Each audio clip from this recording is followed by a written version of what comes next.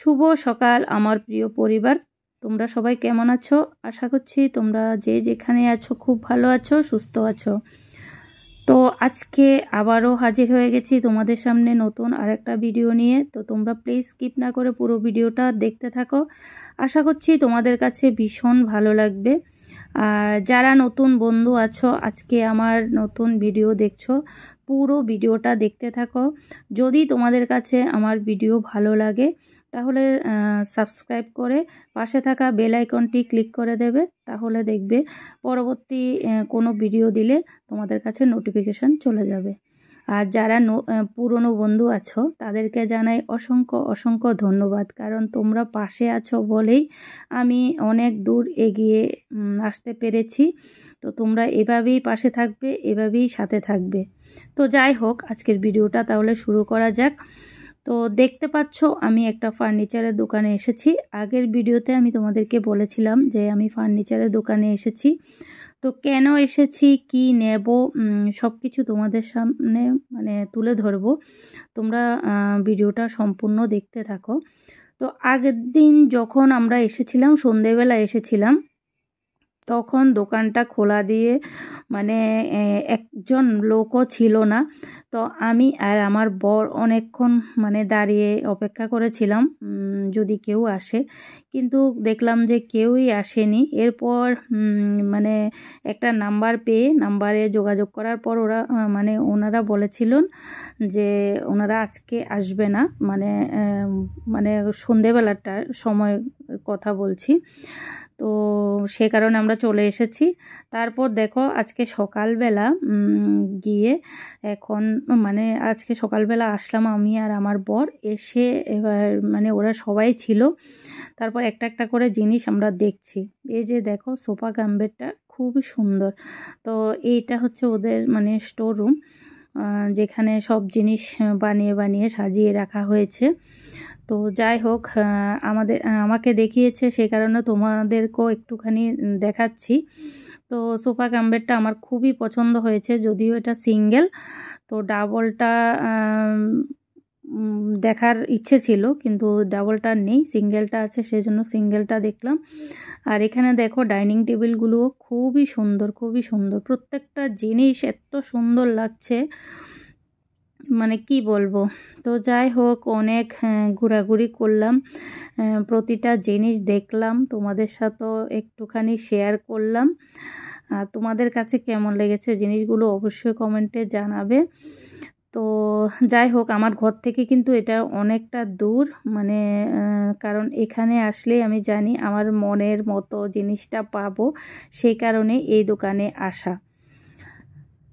তো ফাইনালি আমরা আমাদের জিনিসটা অর্ডার দিয়ে এসে পড়েছি। আর তোমরা হয়তো আন্দাজ করতে পারছো যে কি জিনিস হতে পারে। অ্যাকচুয়ালি বন্ধুরা, আমরা একটা বেড নিতে গিয়েছি। অনেক দিন হয়েছে আমার এই বেডটা খারাপ হয়ে গেছে। আমরা অনেক বছর ধরে এই বেডটা আমরা ইউজ করছি। তো আমার ছেলে একবার এমন লাফালাফি করে বেডটা ভেঙে দিয়েছিল। তারপর আমি ট্রাঙ্ক, তারপর কাঠ, অনেক কিছু দিয়ে কোনো রকমভাবে এতদিন চলেছে। কারণ এসব জিনিস না মহিলা মানুষ গিয়ে কিনে আনা, তারপর মহিলা মানুষের দ্বারা সম্ভব না। যেহেতু আমরা ভাড়া থাকি, দুটো মাত্র রুম, এই দুটো রুমে অনেক জিনিস রাখা আছে। একটা সংসারে জিনিসের অভাব নেই। আজকে অনেক বছর ধরে থাকছি তো এভাবে, যার কারণে জিনিস একটা দুটো করে কিনতে কিনতে অনেক জিনিসই হয়ে গেছে। দেখতে মনে হয় যে জিনিস নেই, কিন্তু ঘরের মধ্যে যখন আমরা সব জিনিস খুলি তারপর বোঝা যায় কত জিনিস আছে। তো ছেলে মেয়ে এদিকে পড়াশোনা করছে, আর বরমশাই দেখো সব কিছু বাইরে এভাবে রেখে একদম পুরো ঘর এলোমেলো হয়ে আছে। একজন লোক রেখেছে, উনি চকিটা খুলছে, কারণ চকিটা দিয়ে একটা জিনিস বানাবো, একটা না দুটো জিনিস বানাবো প্ল্যান করেছি, দেখা যাক। কারণ এক দিক দিয়েই মানে কাঠটা খারাপ হয়েছে আর বাকি অন্য দিকটা মানে খুব সুন্দর হয়েছে। তো এত কাজের মাঝেও একটু একটু করে ভিডিওটা তুলে ধরলাম। তো সামনের রুমে তো দেখতেই পেলে আমার ছেলে মেয়ে পড়তে বসেছিল, তো ওদের পড়াশোনা শেষ হয়ে গেছে। এখন সামনের রুমের বেডটা পেছনের রুমে শিফট করব, আর নতুন যে বেডটা কিনেছি সেটা সামনের রুমে শিফট করব। সে কারণে এত মানে আগোছালো দেখতে পাচ্ছ। তো আমি আবার ফাঁকে দিয়ে সকালবেলা উঠে চা টিফিন করে রান্নাবান্না কমপ্লিট করে নিয়েছি, যেহেতু আজকে ঘরে অনেক কাজ। তো দেখতে পাচ্ছ বন্ধুরা, সত্যি ঘর মানে যখন আমরা গুছাতে যাই বা ঘরের কোনো কিছু বাদ দিই, তখন বোঝা যায় যে ঘরে কত নোংরা কত ময়লা হয়ে থাকে। সব কিছু তো আর খাটের তল বা এগুলো পরিষ্কার করি, কিন্তু এরপরও এই অবস্থা। তো যাই হোক, এই যে দেখো চৌকিটা বানানো হয়েছে মানে সিংহাসনের নিচে রাখার জন্য এই যে ছোট্ট করে চৌকিটা বানানো হয়েছে। তো এটা বানালাম, আর একটা জিনিস বানালাম, আমাদের যে পুরনো বেডটা খোলা হয়েছে সেই বেডটা দিয়ে এই চৌকিটা বানানো হয়েছে। তো কেমন হয়েছে তোমরা অবশ্যই জানাবে। অনেক দিন আগে থেকে আমি ভাবছিলাম এটা বানাবো, তো যাই হোক আজকে ফাইনালি বানানো হলো। তারপর হচ্ছে এই যে দেখো জুতো রাখার র্যাক। তো জুতো রাখার জন্য মানে খুবই অসুবিধা হতো। তো এখন দেখো যেহেতু মানে বেডটা ভাঙা হয়েছে, তো এটা তো আর কোনো কাজ নেই, সে কারণে ভাবলাম কাঠগুলো খুবই ভালো আছে। তো এভাবে জুতোর র্যাক আর যে সিংহাসন রাখার চৌকিটা বানানো হয়েছে।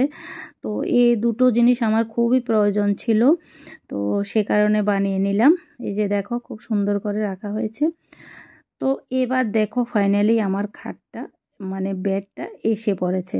তো এখন দেখো বেডটা সেটিং করছে। তো মানে বেডটা কেমন মানে ডিজাইনটা সব কিছু তোমাদেরকে দেখাবো। এর মধ্যে দেখো আমার বড় যা আর আমার ভাসুর এসেছে। তো আর দেখো ওনারা এসে আমার বেডটা মানে সেট করে দিচ্ছে, আর আমার বড় যা আর ভাসুর দাঁড়িয়ে দাঁড়িয়ে দেখছে। সত্যি এমন অবস্থা হয়েছে এখন ঘরের মধ্যে, কাউকে যে বসতে দেব সেটারও পজিশন নেই, বুঝতে পারছো তোমরা দেখে হয়তো। তো যাই হোক কি করব, ওনারা তো মানে এসে দেখছেই কি অবস্থা। ঠিক সন্ধেবেলা দেখো বেডটা নিয়ে এসেছে। তো এখন দেখো সবাই মিলে বেডটা মানে সেট করছে, কারণ এমন একটা বক্স খাট আমার খুবই প্রয়োজন ছিল। তো বন্ধুরা এসে পড়েছে আমার খাট। তো দেখো খাটটার পজিশন, এদিকে আসো। এই যে দেখো লক সিস্টেম কি সুন্দর করে রাখা। তো এই খাটটা আমার ভীষণ পছন্দ হয়েছিল। এই যে দেখো ড্রয়ার সিস্টেম। তারপর হচ্ছে এই যে দেখো এদিকে দেখো, আমাকে দাও না। এই যে দেখো কতটা জায়গা, এই জায়গার মধ্যে মানে বালিশ তারপর মশারি সব কিছু রাখতে পারবো। আর ওই দিকেও দেখো ড্রয়ার সিস্টেম, এই সিস্টেম আছে দেখতে পাচ্ছ। আর এই যে উপরের জায়গাটার মধ্যে ফুলদানিও রাখতে পারবো।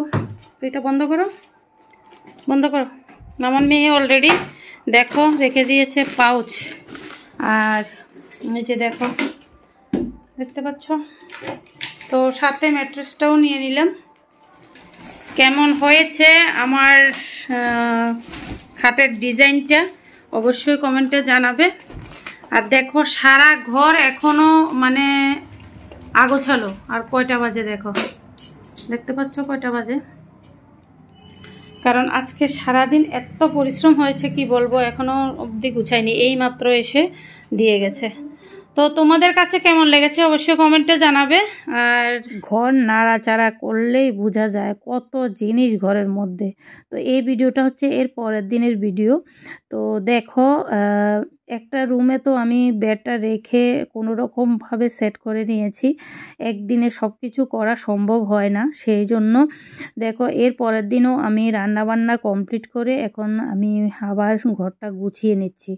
কারণ সেট যদি ঠিকভাবে করা না হয় তাহলে কিন্তু পরে অসুবিধে হয়ে যাবে। আর বরমশাই থাকতে থাকতে এগুলো যদি আমি ঠিকঠাক না করি তাহলে পরে আমি একা একা করতে পারবো না। যদিও আমি এখনও একা করছি, কারণ হচ্ছে বরমশাই গিয়েছে বাজারে, তো আমি একা একা যতটুকু সম্ভব হচ্ছে ততটুকু আস্তে আস্তে করে করছি।